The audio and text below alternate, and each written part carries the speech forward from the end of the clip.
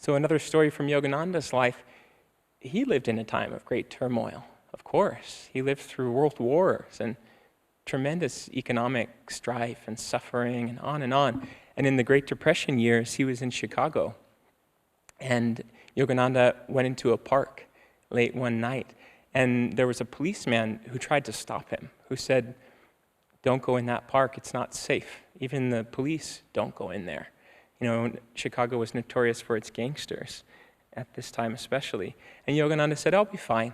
And he sat on a park bench, and a man approached him after a while who he said was bigger than him and really tough looking.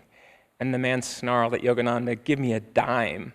And Yogananda gave him a dime. He gave him a coin. And the man said, "Give me a quarter." And Master gave him a quarter.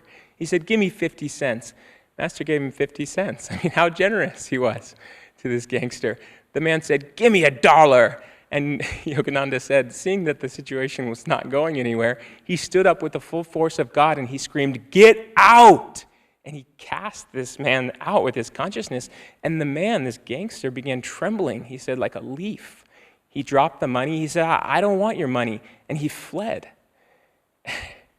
And so Yogananda called on that divine power after being a seemingly generous, passive force. He called with the full power of God. Later he said when he left, the same policeman encountered him and said, "I saw what happened. I didn't even dare approach you." He said, "What did you say to that man?" And Yogananda just smiled and said, "We reached a little understanding."